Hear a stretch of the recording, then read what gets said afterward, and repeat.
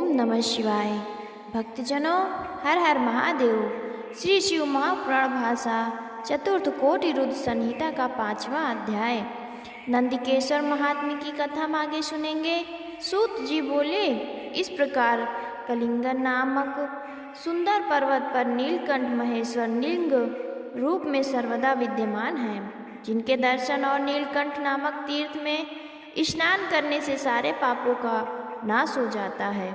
हे सुब्रतो, इसी प्रकार रेवा के तट पर जितने शिवलिंग हैं उनकी तो संख्या ही नहीं है, और वे सभी सुख को देने वाले हैं। और रेवा तो स्वयं ही शिव स्वरूपा हैं, जिनके दर्शन मात्र से समस्त पापों का नाश हो जाता है, तथा उनमें जितने भी पाषाण हैं सभी शिव स्वरूप हैं। इसी प्रकार अत्तेश्वर, परमेश्वर, रामेश्वर, कुमारेश्वर, पुंडरीकेश्वर, मांडकेश्वर और तीक्षणेश नामक शिवलिंग भी उसी रेवा के तट पर विद्यमान हैं, जिनके दर्शन मात्र से सब पापों का नाश हो जाता है। ऐसे ही नर्मदा के तट पर धुंधरेश्वर, शैलेश्वर, कुंभेश्वर, कुबेरेश्वर, सोमेश्वर नामक शिवलिंग प्रसिद्ध हैं। परंतु रेवा के तट पर जो नंदिकेश्वर नामक शिवलिंग है, उसका तो और ही महात्म्य है।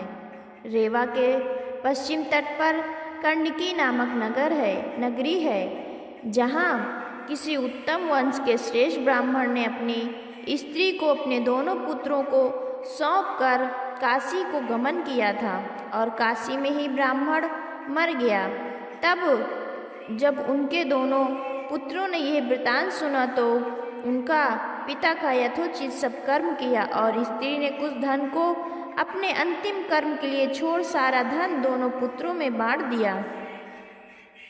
कुछ काल व्यतीत हो जाने पर उस ब्राह्मणी के भी मरने का समय आया, तो अनेक पुण्य करने पर भी उसके प्राण ना निकले। इससे उसके दोनों पुत्रों को चिंता हुई, और उन्होंने अपनी माता से कहा कि हे माता, क्या और कुछ शेष रह गया है कि जो तुमको इस समय अत्यंत कष्टदायक हो रहा है? उस व्रत को हमें बतलाओ, हम उसे सहर्ष करेंगे। तब पुत्रों का ये वचन सुन उसने कहा कि थोड़ा बहुत व्रत शेष रहा है, यदि उसे कर दोगे तो मैं सुख से मरूंगी। तब बड़े पुत्र ने माता से उस व्रत को पूछा। माता ने कहा, पहले काशी में जाने की मेरी इच्छा थी, परंतु बिना गए ही मर रही हूँ। यदि तुम मेरी अस्थियों को बिना आलस्य के गंगा जी में प्रवाहित कर दो, निश्चय ही मेरा कल्याण होगा। सूत जी बोले, ऐसा कहे उसकी माता मरने लगी तो उसके उस मृतक वत्सल पुत्र ने उससे सहर्ष प्राण त्यागने का उत्साह किया। माता ने शिव जी का स्मरण करते हुए अपने प्राण विसर्जन कर दिया। पुनः उसका सब काम किया गया।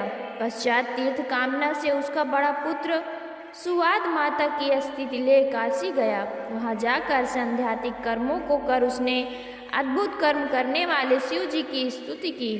तब वो काशी में जिस ब्राह्मण के घर ठहरा था, वहाँ रात में एक आश्चर्य हुआ। उसे आदर सहित सुनिए। कोटि रुद्र संहिता का 5वां अध्याय समाप्त। 6वां अध्याय ब्राह्मणी की स्वर्ग गति वर्णन की कथा हम आगे सुनेंगे। सूत जी बोले, ब्राह्मण के आंगन में एक सुंदर गाय बंधी थी और उसका बछड़ा भी था, परंतु सायंकाल के समय से ही दूही न जा सकी थी, क्योंकि ब्राह्मण घर में नहीं था। जब रात में वो घर आया तो गाय को दूही न देख खेदित हुआ। उसने शीघ्र ही अपनी स्त्री को बुलाया और बछड़ा छोड़ गाय को दूहने चला। जब बछड़े ने गौ को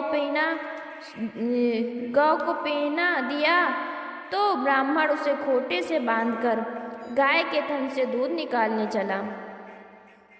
बछड़े ने उछल कूद कर उसका पैर कुचल दिया, जिससे वो ब्राह्मण बड़ा पीड़ित हुआ। उसने क्रोध से उस बछड़े को बहुत मारा, जिससे कुछ काल में बछड़ा शांत हुआ और ब्राह्मण ने गाय दूह ली, परंतु क्रोध से उसने बछड़े को नहीं छोड़ा। तब बछड़े को दूध पिलाने की प्रीति से गौ रुदन करने लगी। उस समय अपनी माता के डकारते देख बछड़े ने कहा कि हे माता, तुम क्यों रोती हो? तुमको कौन दुख आ पहुँचा है? ये सुन गाय ने बछड़े से कहा, हे पुत्र, मैं कुछ कह नहीं सकती। उस दुष्ट ने जो तुझे ताड़ना दिया, इसी कारण मैं दुखी हूँ। अपनी माता का वचन सुन बछड़े ने उसे समझाया और प्रारब्ध के ऊपर संतोष कर अपनी माता से बोला, क्या करें, कहाँ जाएं? हम कर्मों से बंधे हैं। जैसा पहले कर चुके हैं वैसा अब भोगते हैं। हंसकर कर्म किया जाता है और रोकर उसे भोगा जाता है। कोई सुख दुख का देने वाला नहीं है। अपने किए हुए कर्मों का फल दूसरा ही देता है। अपने कर्मों से ही सुख और दुख होता है। कारण कर्म ही पूजनीय है। सब कुछ कर्मों में ही स्थित है। इसी से मेरी तू माता और मैं तेरा पुत्र हूँ। ये जितने जीवादि हैं ये सब कर्म के से बंधे हैं। इस कारण तू चिंता ना कर। तब गाय अपने पुत्र की इस प्रकार ज्ञानपूर्वक बातों को सुनकर पुत्र शोक से व्याकुल और दीन हुई यह वाक्य बोली कि हे वत्स, मुझे सब ज्ञात है। सब जीव कर्म के अधीन है। तब भी माया में फंसी हुई मैं दुख को प्राप्त हो रही हूँ और रुदन करने पर भी मेरे दुख नहीं छूटते। तब माता के ऐसे वचन को सुनकर बछड़ा बोला, यदि तू ऐसा जानती है तो फिर क्यों रोती है? कर्म को बिना भोगे कोई उपाय नहीं होता, अतएव दुख का त्याग करो। पुत्र के इस कथन को सुन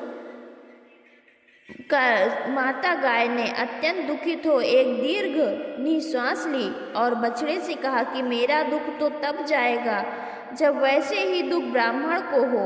हे पुत्र, प्रातःकाल मैं उसे अपने सींग से ऐसा मारूंगी कि जिससे शीघ्र ही विदीर्ण हो वो तत्काल ही अपने प्राण त्याग देगा, जिसमें कोई संदेह नहीं। बछड़े ने कहा, नहीं, ये कदापि नहीं होना चाहिए, क्योंकि एक तो पहले ही ना जाने ऐसा कौन सा दुष्कर्म किया जिसके फल अब हम भोग रहे हैं। फिर अब ब्रह्म हत्या का फल पाओगी। जब पुण्य और पाप समान होता है तो इस संसार में जन्म होता है, और जब इन पाप पुण्य दोनों के भोग नष्ट हो जाते हैं तो मुक्ति प्राप्त होती है। कभी कर्मों का नाश और कभी भोग का नाश होता है। इसी कारण तू ऐसा कर्म ना कर। कहाँ मैं तेरा पुत्र और कहाँ तू मेरी माता? तब माता तथा पुत्रत्व में इतनी व्यर्थ का अभिमान क्यों? ना कोई किसी की माता, ना कोई किसी का पुत्र। कौन माता है, कौन पिता है, कौन स्वामी, कौन स्त्री? कोई भी किसी का नहीं है। सब अपने किए हुए कर्मों का फल भोग रहे हैं। गौ ने कहा, ये जानते हुए भी माया मुझे नहीं छोड़ रही। तेरे इस दुख के बदले मैं उसे घोर दुख दूंगी। फिर उस ब्रह्म हत्या के लिए मैं उस स्थान को जाऊंगी जिसे मैंने देखा है। ब्रह्म हत्या से मुक्त हो जाऊंगी। तब माता के ऐसे वचन को सुनकर बछड़ा मौन हो गया और कुछ नहीं कहा। हे मुनीश्वरों, उन दोनों माता पुत्र की वार्ता सुनकर उस यात्री ब्राह्मण को बड़ा आश्चर्य हुआ और वो सोचने लगा कि अब इस अद्भुत समाचार को प्रातःकाल देखकर ही जाऊंगा तथा ब्रह्म हत्या विनाशक स्थान को भी देखूंगा। ये ब्राह्मण भी तो बड़ा ही मात्र भक्त था। प्रातः होने पर उस ग्रह के स्वामी उठा और ब्राह्मण को जगाने लगा और बोला कि अब तुम क्यों सो रहे हो? पूर्ण प्रातःकाल हो गया, अब अपनी यात्रा करो और जहाँ तुम्हारी इच्छा जाने की हो उस देश को जाओ। पथिक ने कहा, मेरे और मेरे सेवक के शरीर में कुछ पीड़ा है, इससे यहाँ थोड़ा समय ठहर कर जाऊंगा। ब्राह्मण कुछ न बोला और स्वयं कहीं जाने की विचार से अपने पुत्र को बुला उसे गाय दूहने को कहकर चला गया। पुत्र ने उठकर गाय दूहने को बछड़ा खोला। उसकी माता भी स्वयं गाय दूहने आई। तब उसके पुत्र ने बछड़े को खोलकर ज्यों हुई गाय के आगे ले जाकर बांधा, त्यों ही गाय ने अपने सींगों से उस पर ऐसी संघातिक चोट की कि पृथ्वी पर गिरकर तत्काल ही मर गया। ये देख उसकी माता चिल्लाकर पुत्र शोक से घोर विलाप करने लगी। लोगों ने दौड़कर ब्राह्मण को बुलाया। इतने में ब्राह्मणी ने क्रुद्ध हो गाय को खूंटे से खोल दिया और कहा कि इस गाय को लेकर क्या करेंगे। ये श्वेत गौ खूंटे से छूट जा कर जो बाहर चली तो लोगों ने देखा कि उसका शरीर काला हो गया, उस पर ब्रह्महत्या का पाप चढ़ बैठा। फिर तो वो पूछ उठाए अपने निर्दिष्ट स्थान को चली। वो यात्री ब्राह्मण भी अपने सेवक सहित उसके पीछे चला। चलते चलते वो गौ नर्मदा के तट पर नंदिकेश्वर महादेव के स्थान में जा पहुंची। वहां जाते ही उसने जो नर्मदा में 3 गोते लगाए तो उसके सारे पाप छूट गए। नंदिकेश्वर की कृपा और नर्मदा के महात्म से ब्रह्म हत्या से दूर भाग गई। ब्रह्म हत्या से निवृत्त हो वो फिर श्वेत शरीर धारण कर अपने स्वामी ब्राह्मण के घर चली। उधर यात्री ब्राह्मण के समक्ष एक सुंदर स्त्री आ खड़ी हुई। उसने कहा, क्या देखते हो? तुम भी नर्मदा में स्नान कर अपनी माता के कष्टों को दूर करो। आज वैशाख शुक्ल सप्तमी है। आज के दिन गंगा जी यहाँ विद्यमान रहती हैं। इनके जल में अपनी माता की अस्थियां बहाकर उन्हें मुक्त कर दो। ऐसा कहकर स्त्री अंतर्ध्यान हो गई। वो गंगा जी थी। ब्राह्मण ने स्नान कर अपनी माता की अस्थियां बहाई। उनकी माता दिव्य शरीर धारण कर आकाश से उसे धन्य धन्य कहने लगी। फिर आशीर्वाद दे स्वर्ग को प्राप्त हुई। शिव जी के श्रेष्ठ प्रसाद से उसे श्रेष्ठ गति प्राप्त हुई। ब्राह्मण प्रसन्न हो अपने घर आया। चतुर्थ कोटि रुद्र संहिता का 6वां अध्याय समाप्त। 7वां अध्याय नंदिकेश शिवलिंग का महात्म्य वर्णन।